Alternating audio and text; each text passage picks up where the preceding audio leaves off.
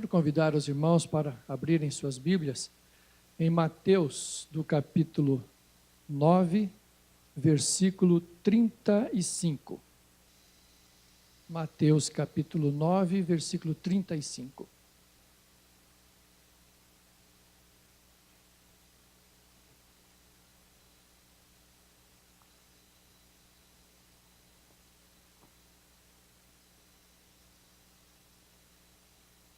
Este texto, ele é como se fosse um resumo que o evangelista faz a respeito do ministério do Senhor Jesus Cristo.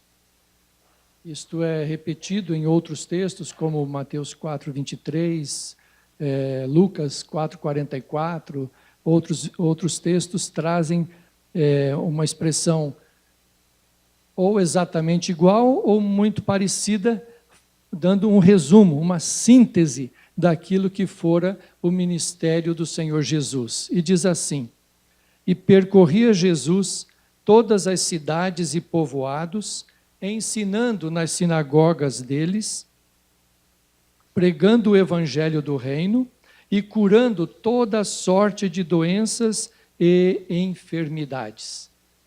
Repetindo, percorria Jesus todas as cidades e povoados, ensinando nas sinagogas deles, pregando o evangelho do reino e curando toda sorte de enfermidades, de doenças e enfermidades. Quando pensamos a respeito do ministério do Senhor Jesus, não apenas como uma informação histórica, mas também como algo que foi da sua própria vocação, não é? Ele veio para isto, essa era a sua missão. E o texto, então, diz que ele fazia isto, de acordo com aquilo que era a sua consciência de missão, então ele agia. E ao pensar na missão de Jesus, pensamos na missão da igreja. Por quê? Porque a igreja, no Novo Testamento, dentre tantas figuras, ela é conhecida como o corpo de Cristo. E se a igreja é, então, o corpo de Cristo, deve agir no mundo como se Cristo estivesse corporalmente aqui, como já esteve, certo? Então, dentro desta concepção, dentro desta figura, que é uma das principais figuras bíblicas a respeito da igreja, nos vem então o tema desta noite, que é a igreja missional. Quando eu vi este termo a primeira vez, eu fiz a mesma pergunta que muitos fizeram, não é? Assim, por que igreja missional e não igreja missionária? Qual a diferença? Igreja missionária a gente já tem ouvido mais vezes, não é? E igreja missional, o que seria então igreja missional? Quem escreveu um livro intitulado, com este mesmo título, A Igreja Missional, chama-se Timóteo Kerriker. Ele é um dos principais teólogos da teologia da missão integral no aspecto bíblico da teologia da missão integral da igreja. E ele traz este tema, diferenciando missional com missionário, apenas ou talvez mais focado na questão geográfica. Quando lembramos, por exemplo, lá de Atos capítulo 1, versículo 8, quando diz: mas recebereis o poder do Espírito Santo que há de vir sobre vós, e sereis minhas testemunhas, tanto em Jerusalém, como em toda a Judéia e Samaria e até os confins da terra. Muito bem. A gente tem focalizado, não é, estas diversas esferas de influência da igreja. E este termo, igreja missional, vem justamente enfocar isto, ou seja, a igreja missionária é aquela que se foca nas missões mais distantes, enquanto que a missional é então o aspecto local da missão da igreja. Ou seja, vamos pensar na nossa Jerusalém, não é? Então, quando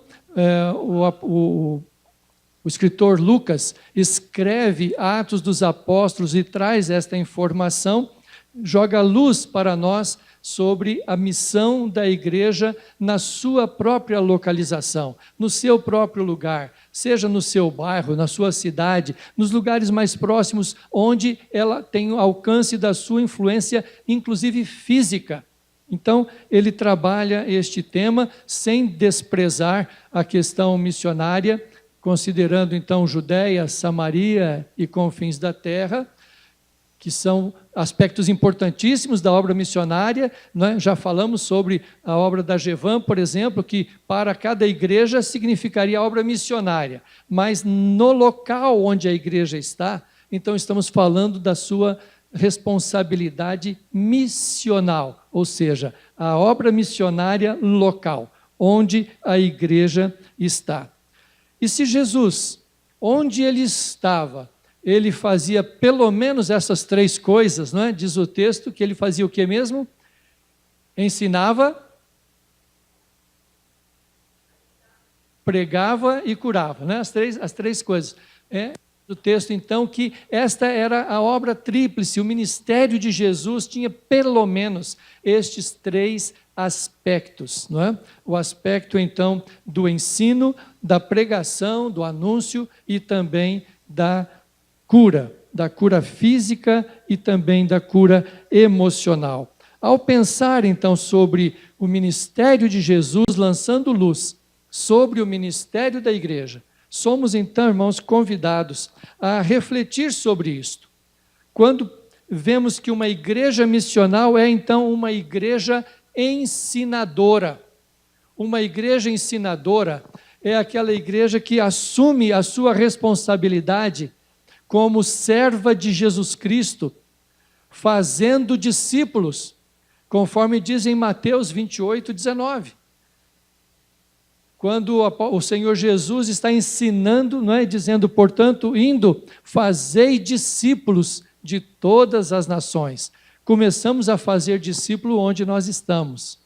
Como disse um certo autor chamado Oswald Smith, o farol que ilumina mais longe é também o que ilumina mais perto.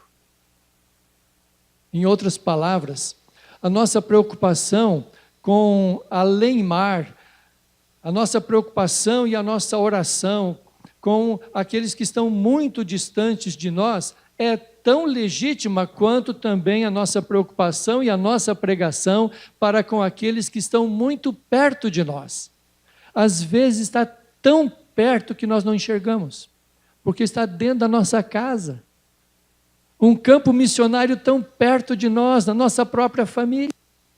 Ou o campo missionário que está tão próximo de nós, que você não precisa sair do teu prédio. Ou, voltando a Oswald Smith, ele disse também que antes de atravessar os mares, o missionário precisa atravessar a rua. Então, a igreja missional é trazer à nossa memória que este aspecto importante do ministério de Jesus, que ilustra para nós o ministério da igreja de Jesus Cristo, é que a igreja é uma igreja ensinadora para aqueles que estão próximos de nós. Quando falamos a respeito da palavra, quando nós conversamos com as pessoas, quando nós estudamos a Bíblia, quando nós sentamos uns com os outros, quando trocamos mensagens, não é? E podemos informar e podemos receber, nós vamos trabalhando esta dimensão da igreja que é ensinadora. A igreja lá em Atos dos Apóstolos, capítulo 2, por exemplo, tem uma síntese também do trabalho da igreja, no versículo 42 de Atos 2, e diz que a igreja perseverava unânime no quê? Na doutrina dos apóstolos.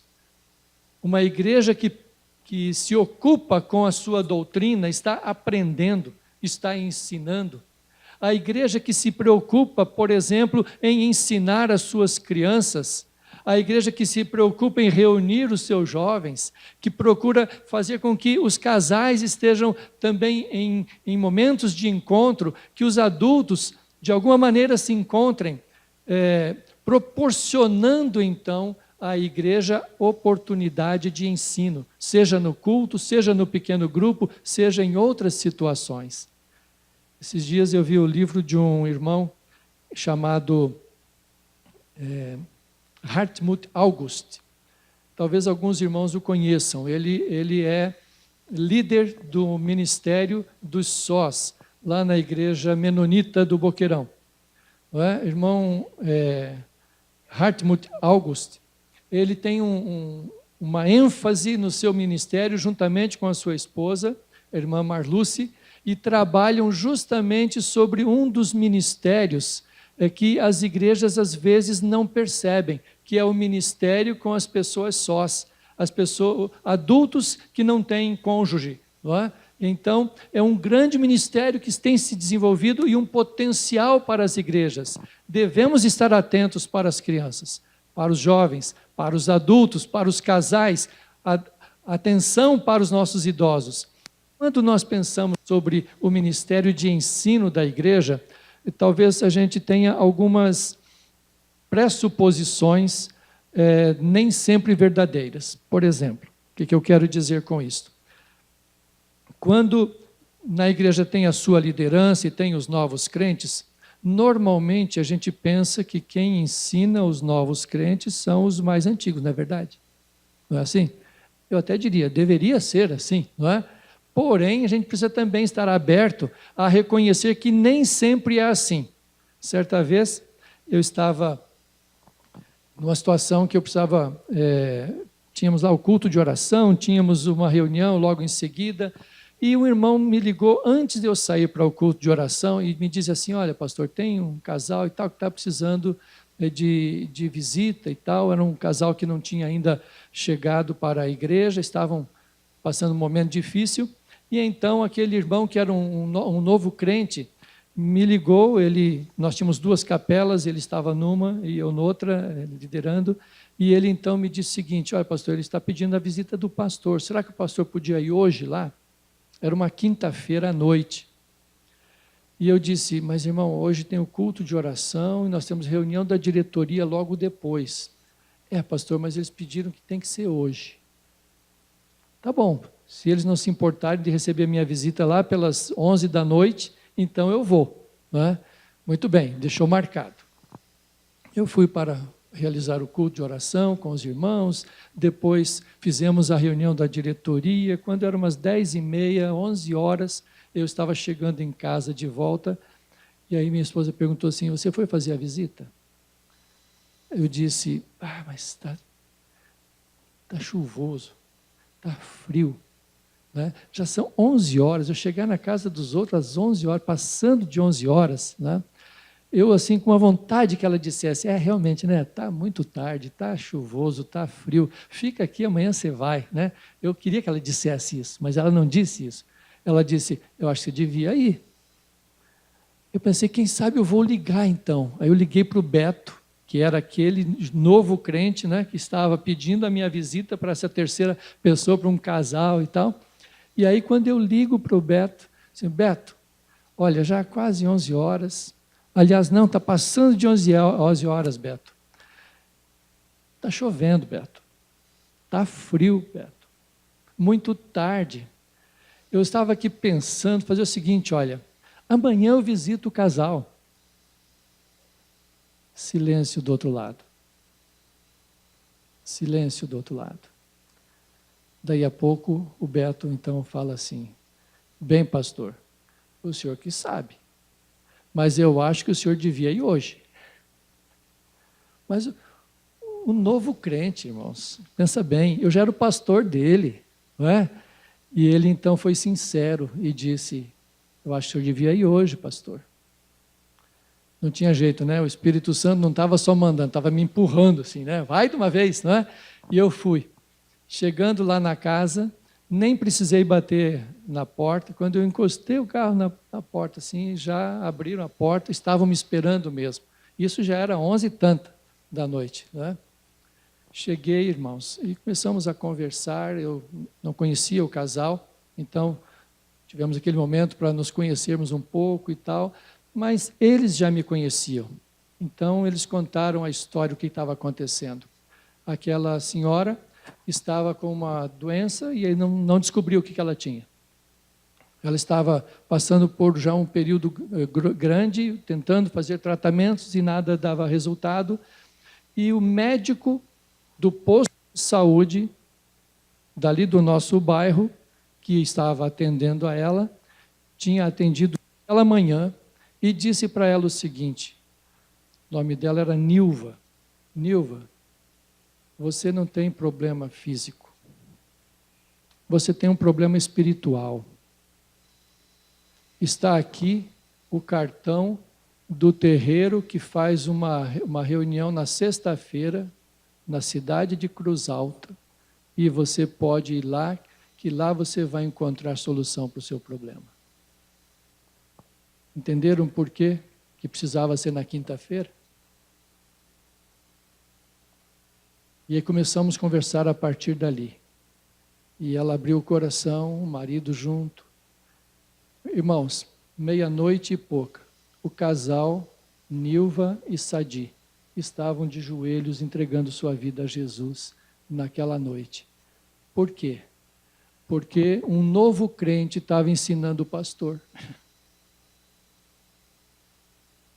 O ministério de ensino na igreja não é de alguém que ensina e outro que aprende apenas. É o ministério do ensino recíproco, quando nós nos educamos, quando nós nos ensinamos. Quem sabe aquele texto da palavra de Deus que você compartilhou com o outro irmão, que aquele irmão já podia saber de cor há tanto tempo, mas do modo como você trouxe aquela palavra, edificou aquela vida, ensinou aquele irmão, aquela irmã, quem sabe aquela situação que a gente está passando, não é? Ao compartilhar com alguém, aprendemos como lidar com ela. O ministério da igreja é um ministério de ensino, tanto o ensino para os novos crentes, como o ensino para os crentes antigos. É o ensino recíproco, quando nós valorizamos uns aos outros dentro da igreja do Senhor Jesus Cristo. O ministério da igreja missional é o ministério do ensino. Revela esta postura de reciprocidade. Mas, irmãos, não é tão simples, não é verdade? E nós acabamos de viver um período bem complicado para isso, porque parece que os ânimos se exaltaram tanto durante as eleições recentemente, e que até o diálogo entre algumas pessoas ficou difícil, porque parece que só tinha um jeito certo de olhar a situação. Só tinha um jeito, e era o meu. Né? Geralmente é assim, né? O jeito certo de olhar a situação é o meu.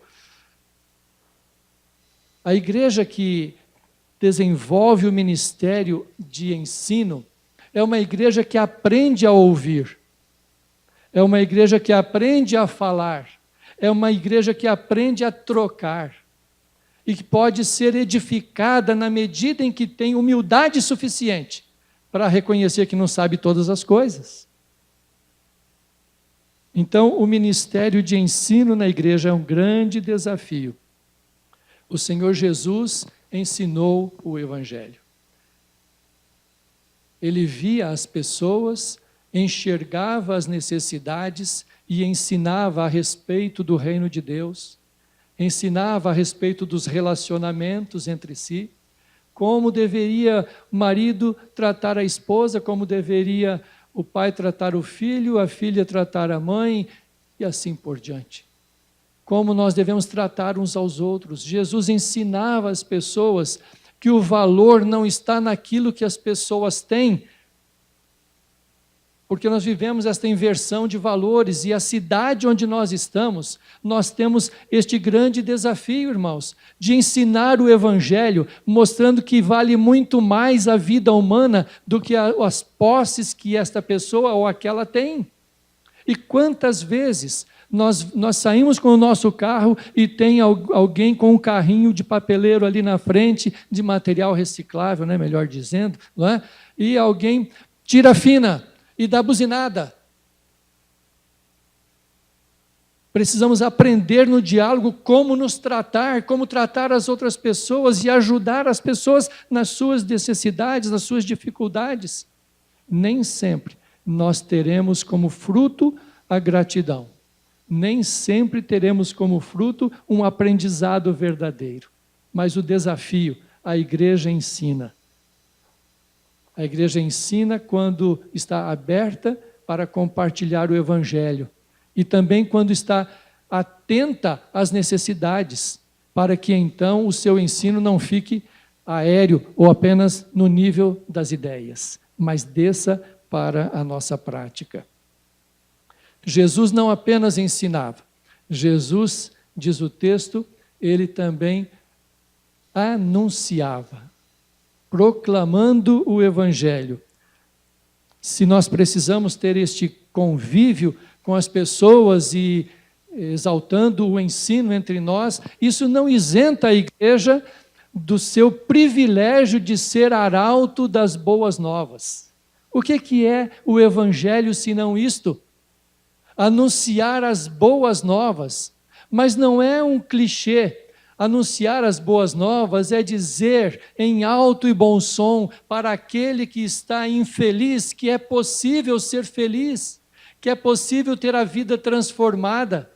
Aquele que está abatido, quem sabe prejudicado pela sua própria maneira de viver, que há esperança, que há oportunidade de mudança. O ministério de pregação do Evangelho é este anúncio daqueles que foram transformados e que creem na transformação dos demais. Crer na nossa própria transformação e crer que mesmo na situação mais complicada, alguém ainda pode ser transformado pelo poder do Evangelho de Jesus. Porque o Evangelho de Jesus não foi apenas pregado com palavras, ele foi vivido. Jesus deixou a glória celestial, se tornou um ser humano como nós. E como ser humano, entregou a sua vida. Neste período, ele falou a respeito das verdades eternas. Ele falou a respeito daquilo que é mais importante. Certa vez, um homem fez uma grande colheita, não é? E na sua grande colheita já não tinha lugar onde colocar os seus grãos, a sua colheita. Então ele disse consigo mesmo: eu vou derrubar os meus celeiros, vou construir armazéns maiores e vou guardar tudo e vou então dizer para a minha alma: alma, você tem agora em depósitos muitos bens para muitos anos. Come, bebe e folga. Jesus estava pregando o Evangelho. E na sua pregação ele disse a este que assim pensava: esta noite te pedirão a tua alma, e o que tens preparado, para quem será? As pessoas precisam ser confrontadas com a notícia da salvação, porque nós estamos muito ocupados com tantas coisas. Os jovens estavam ocupados com o Enem hoje, né? Outros estão se preparando para outros vestibulares. Quem sabe alguns estão preocupados e ocupados com alguma atividade profissional que exige muito. Outros estão mais preocupados, quem sabe, com a construção da sua casa. Outros passando por labutas, como as da saúde, que mencionamos agora há pouco. Mesmo neste meio, é necessário ter a obediência da igreja, como uma igreja proclamadora, uma igreja que anuncia o Evangelho, por causa da sua visão semelhante à de Jesus. No texto que nós lemos, o versículo 35, é seguido com o versículo 36, que disse assim: e Jesus, olhando as multidões, teve compaixão delas, porque eram como ovelhas que não têm pastor. Como é que está a nossa visão, irmãos? Será que nós enxergamos as necessidades da nossa cidade com a mesma compaixão que Jesus tinha?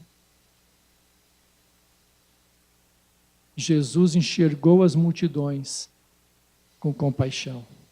Compaixão é mais do que sentimento profundo. É quando aquilo que nasce nas nossas entranhas nos move a fazer alguma coisa em benefício daqueles que são necessitados. Uma igreja proclamadora, quando nós proclamamos o Evangelho como igreja de Cristo, o que devemos esperar? O que devemos esperar? Será que é muita fala e pouca reação? Será que é muito tempo despendido? Será que é muito recurso? O que devemos esperar? Eu creio, conforme disse o apóstolo Paulo, escrevendo aos Coríntios, no capítulo 1 da primeira carta, no versículo 21, que quando nós pregamos o Evangelho de Cristo, devemos ter uma expectativa, a expectativa de que vidas serão salvas. Quando pregamos o Evangelho, vidas serão salvas, irmãos. Nós não sabemos quando. Talvez não seja na hora do apelo. Talvez seja. Talvez seja no momento em que você nem está imaginando, mas alguém que sentou do seu lado e precisa conversar com você, aquela pessoa vai entregar a sua vida a Jesus. Podemos confiar nisto, crer que quando pregamos o Evangelho, vidas serão salvas. Mas, pastor, também há muita gente que ouve o Evangelho e não se converte. Essa é outra coisa que nós podemos esperar. Quando pregamos o Evangelho, podemos esperar que nem todos aceitarão. Aliás, a própria palavra, a pregação de Jesus não for aceita muitas vezes. Não só a pregação de Jesus, até mesmo uma ação, como diz o texto, que ele andava também curando todas as enfermidades. Lembram daqueles 10 que foram curados da sua lepra? Quantos voltaram? Eu gosto de pensar nesse texto não apenas daqueles malvados 9 que não voltaram, mas gosto de pensar que muitas vezes, acho triste pensar, mas acho verdadeiro, que muitas vezes de 10 ações bondosas de Deus para conosco, nós só nos lembramos de agradecer uma. 10%. 10%. Pelo menos nós somos dizimistas. Uma igreja proclamadora deve esperar, conforme diz Isaías capítulo 55, versículo 11, que a palavra de Deus não voltará vazia. A palavra que Deus envia, ela não volta vazia. Ela vai prosperar naquilo para o que ela foi designada. Isso não significa que todos se converterão, mas significa que a palavra é eficaz. Porque a mesma palavra que é eficaz para a salvação é também eficaz para a perdição daqueles que rejeitam a palavra de Deus. O que devemos esperar? Devemos esperar que, na medida em que o nosso trabalho de formiguinha, irmãos, dentro dessa igreja missional, fazendo o seu trabalho local, contribuindo com a igreja missionária, que está indo longe em outros lugares, haverá de chegar, de cumprir a palavra do Senhor Jesus, conforme está em Mateus capítulo 24, versículo 14, que diz assim, que este evangelho do reino será pregado em testemunho a todas as gentes, e então virá o fim. A igreja proclamadora é a igreja que crê na volta do Senhor Jesus Cristo. A igreja missional é a igreja que vai fazendo o serviço de formiguinha, um a um. Vai fazendo o trabalho de proclamação do Evangelho, seja um a um, ou seja no grande grupo. Mas participa do ministério proclamador do Evangelho. Finalmente, o texto nos fala desta igreja, que é uma igreja terapêutica. A igreja terapêutica. Quando o Senhor Jesus está chegando num lugar chamado Tanque de Betesda, capítulo 5 de João. Diz o texto que havia muita gente lá, e havia até uma crendice naquele lugar, não é? Que de vez em quando vinha um anjo e mexia a água, e o que entrava na água primeiro era curado. E havia muita gente esperando a água mexer. Não é? Só que tinha um senhor que era coxo, não conseguia se mover, e quando Jesus chega, pergunta e tal, fala com ele, ele diz, eu estou aqui, mas Cada vez que mexe a água, até eu chegar na água, alguém entra antes e é curado e eu fico aqui. Né? E Jesus então fala para aquele coxo: levanta, pega o teu leito e anda. E diz o texto lá que era um dia de sábado. E na lei dos judeus não podia carregar peso no sábado. E Jesus manda o homem carregar o leito, carregar a cama, o colchão, a maca, não sei o que é que ele usava. O fato é que Jesus diz para ele, né, levanta, toma o teu leito e anda. E foi o que ele fez. Ele nem sabia quem que era Jesus, só mais tarde é que ele foi investigar quem que era Jesus, não é? Então, diante dos males físicos, Jesus agiu com poder e houve cura. Inclusive o texto diz que ele curava toda sorte de enfermidades e moléstias entre o povo. Mas algumas coisas me chamam a atenção. Por que, irmãos, será que há tantas enfermidades curadas, mas há um número infinitamente maior de pessoas que não são curadas? Eu não sei quantos de nós têm essa mesma preocupação ou essa mesma observação. Quantas pessoas que a gente gostaria tanto de ver curadas e não são curadas. Mas Jesus diz que é assim, ministério da igreja. A igreja deve ser uma igreja terapêutica.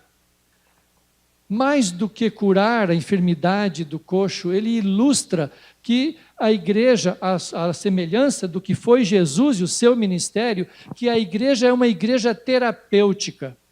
O que queremos dizer com isto? Eu creio que a igreja terapêutica é exatamente o oposto da igreja neurótica. Ou seja, que provoca dependência, que provoca ênfase errada, que traz a pessoa num cativeiro ao ponto de dizer o seguinte: se está doente é porque está em pecado. É certo que o pecado que entrou na raça humana trouxe também a doença, mas não é justamente pelo pecado de alguém que alguém outro, ou ele mesmo, vai ficar enfermo necessariamente.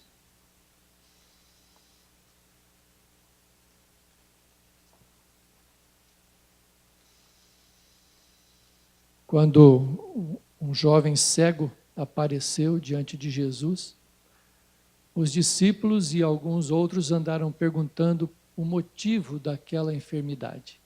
Se lembram disso? E então, parece que alguns até acreditavam assim em reencarnação, né? Porque eles perguntaram assim: quem pecou, ele ou seus pais, para que nascesse cego? O que foi que Jesus respondeu? Nem ele, claro, ele nasceu cego, como é que ele teria pecado, né? Para nascer cego, certo? Nem ele e nem os seus pais. Mas isso assim aconteceu para que nele se manifestasse a glória de Deus. Eu creio que encontramos naquela cura daquele cego o motivo porque algumas pessoas eram curadas e outras não. Quando Jesus curou aquele menino, era justamente para que nele se manifestasse a glória de Deus. A mesma coisa na vida do coxo. Quando Jesus chega lá no tanque de Betesda, que significa casa de misericórdia, haviam muitos doentes, ele curou um. Ele não tinha poder para curar todos. Possivelmente, se ele tivesse curado todos, ele seria eleito com 100%, né? E a missão dele não teria sido alcançada.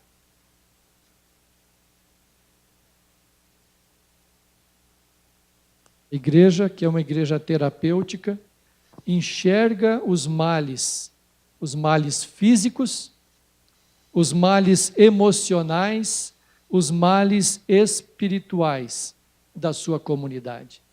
E age de uma maneira a não manter as pessoas cativas. O ministério terapêutico da igreja é justamente para proclamar a libertação. Como disse Jesus, está escrito em Lucas capítulo 4, versículos 18 e 19, que o Espírito do Senhor está sobre mim, pois me ungiu para anunciar o evangelho aos pobres e para libertar os cativos do coração. Males emocionais, males espirituais. Mas, irmãos, nós sabemos, ninguém de nós tem poder para curar nem males físicos, nem males emocionais, nem males espirituais.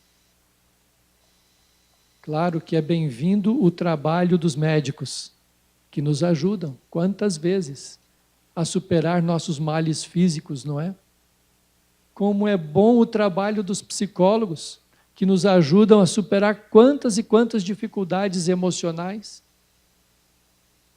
Como é importante quando reconhecemos uma situação espiritual que precisa de uma ação da igreja, orando por aquela pessoa.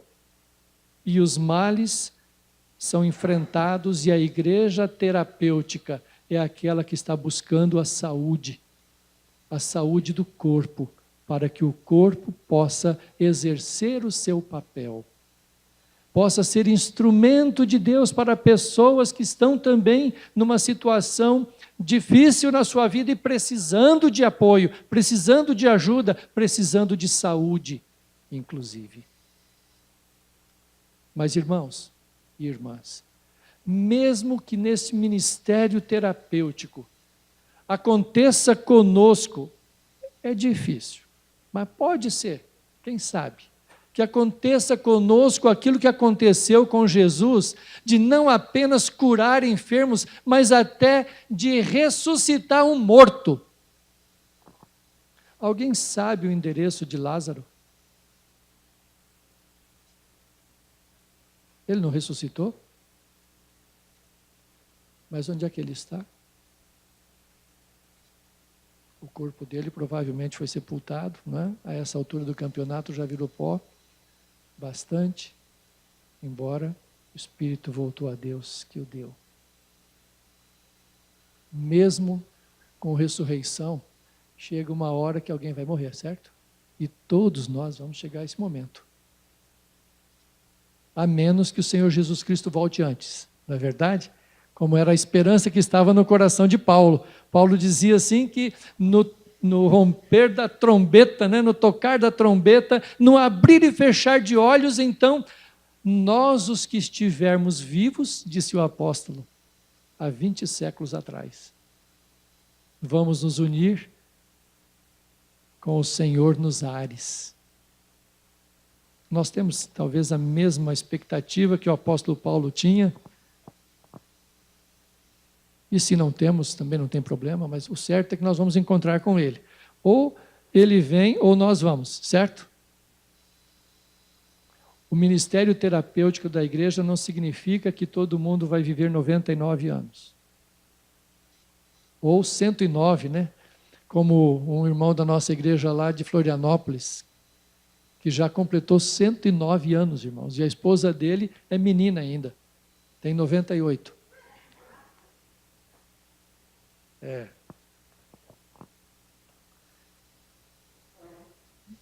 Irmãos e irmãs, ao pensar nessa igreja missional, que é a igreja ensinadora, que é a igreja proclamadora, que é a igreja terapêutica, deve nos levar então a algumas reflexões. Uma delas começou já no cântico, um dos cânticos hoje, quando nós cantamos que do fraco ele é o defensor, né? É assim, né? Do fraco és o defensor. Eu fico pensando, irmãos, que dentro dessa visão de igreja, como é bom quando a gente deu uma ajeitada ali na frente, ficou bonitinho, né? Aqui, tá bem ajeitado. Eu ainda sinto falta de uma acessibilidade aqui, porque essas escadas aí complicam a vida de muitas pessoas, né?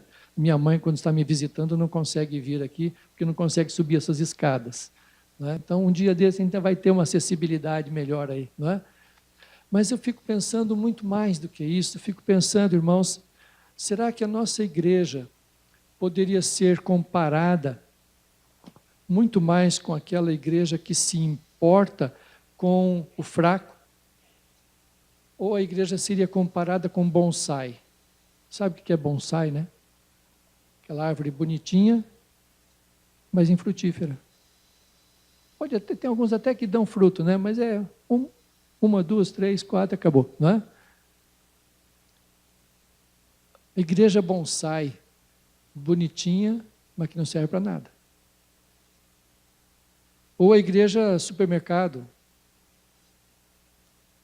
As pessoas vão, pegam o que precisam e vão embora. Ou a igreja shopping center. Muitas opções, muita segurança, mas pouca visão de ensino, nenhuma visão de proclamação, nenhuma visão de compaixão e graça para com os necessitados. Uma igreja que se importa com as crianças, com os jovens, com os sós, com os idosos, com os enfermos, com os presidiários. Parece que isso saiu do nosso radar, né? Me lembro quando eu era criança, irmãos. Mais ou menos, eu não sei se daria para fazer isso hoje, eu acho que não dá, porque o conselho tutelar não ia permitir. Mas eu era uma criança de uns 10 anos, eu ia com meu pai e minha mãe visitar o presídio para fazer culto domingo à tarde. Vocês acreditam nisso? Acredita ou não? Estou falando, né? Pois é. Pregar o evangelho aos presidiários, irmãos. Mas, graças a Deus, existe ministério. Só que, às vezes, a gente mais critica as pessoas e acha bom mesmo que estejam na cadeia. Mas a gente não vai visitar. Nós não oramos por essas pessoas. Para que haja arrependimento, mudança de vida. Quem sabe um programa da igreja, um projeto. Tem projetos sociais com visão evangelística maior do que nós, irmãos. Que a nossa igreja seja uma igreja missional, não uma igreja bonsai. Não uma igreja supermercado. Não uma igreja shopping center. Mas uma igreja que se importa com os catadores. Uma igreja que se importa com os dependentes químicos, com os moradores de rua. Uma igreja que se importa, meus irmãos, com imigrantes, com refugiados. Ontem vi uma reportagem muito linda de uma igreja, se eu não me engano, é de Porto Alegre, que se preparou, irmãos, se preparou. E sabe o que eles fizeram? Receberam ontem 52 pessoas de Roraima, que eram venezuelanos, que vieram para Porto Alegre, e essas famílias estão sendo cuidadas por esta igreja. Arrumaram emprego, alugaram casa. Quando chegaram as famílias, tinha a casa arrumada, com cama arrumada, com travesseiro cheiroso, com cobertinha, tudo legal.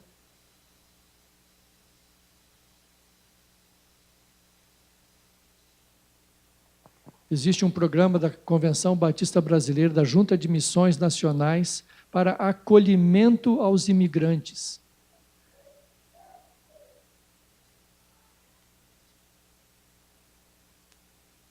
Igrejas que se importam com as minorias, pode até não concordar com elas. Que também se importa com os céticos deste mundo, não só pessoas carentes que precisam do evangelho, irmãos.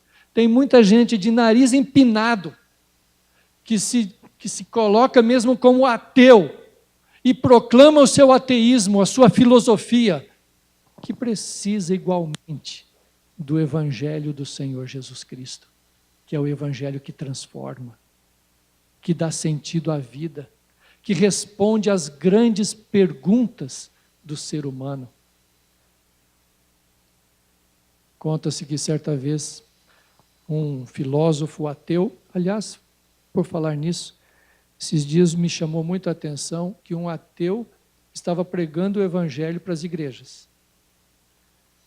Já ouviram falar, né, do Karnal? Não é um crente Karnal, é um filósofo chamado Leandro Carnal. Pregou um sermão colocando assim tudo o que a Bíblia diz e o que Jesus Cristo fez, ensinando a igreja, irmãos. Ele é ateu. Ele é ateu. Não estou ensinando a gente seguir o Karnal. Só estou dizendo que às vezes as pedras clamam se a igreja não clama, se a igreja não proclama. Certa vez, então, esse ateu estava fazendo a sua palestra e as pessoas vieram para ouvir e tal, e ele então falou toda lá a sua sabedoria, né, dizendo por que é que ele não podia acreditar em Deus, que Deus não existe, etc, etc e tal, né? E depois que ele terminou a sua fala, tinha um senhor muito simples na plateia, com um saquinho na mão, e veio à frente. Sentou ali, a hora que o filósofo terminou a conversa dele, a palestra dele, e disse assim: será que tem algum cristão aí que gostaria de refutar os meus argumentos? Aí aquele senhorzinho simples, com o seu saquinho na mão, levantou o dedo assim. Aí, claro, ele já começou a rir, né? Orgulhoso. Ah, então o senhor tem alguma coisa para refutar meu argumento? Aí ele saiu, subiu lá no palco e disse assim: se o senhor me permite. Pois não. Ele então pegou o saquinho dele e colocou em cima do púlpito, da mesinha bonita. Abriu o saquinho, tirou uma laranja, tirou uma faca, colocou o saquinho de lado, pegou a laranja e começou a descascar. Aí o filósofo: mas o senhor veio fazer piquenique aqui? Ele só fez assim, acabou de descascar a laranja, fez uma tampinha, não é? Tirou a tampinha e chupou aquela tampinha da laranja. Apertou mais um pouquinho e chupou, porque paranaense chupa laranja. Se fosse no Rio Grande do Sul, ele não teria chupado. O que ele teria feito? Ele teria comido, porque gaúcho come laranja. Paranaense chupa, né? Aí espremeu e deu aquela golada, né? E aí perguntou para o filósofo: o senhor pode me dizer se a laranja que eu chupei é doce ou azeda? Aí o filósofo disse: ora, o senhor é quem sabe, o senhor que experimentou. Aí aquele homem, na sua simplicidade, disse: pois é, o senhor não sabe nada de Deus. O senhor nem acredita que Ele existe, porque o senhor nunca experimentou o amor de Deus. Todas as pessoas que experimentam o amor e o cuidado de Deus saberão não apenas que Ele existe, mas que Ele é galardoador daqueles que o buscam. A palestra acabou ali, né? E está na hora de acabar o meu sermão também, né? Que Deus nos ajude, que nós nos compreendamos como igreja missional, que aprende enquanto ensina, que proclama a palavra e que promove a saúde terapeuticamente, para a glória do nosso Deus, para fortalecimento do seu povo e proclamação do seu evangelho. Que Ele nos abençoe. Amém.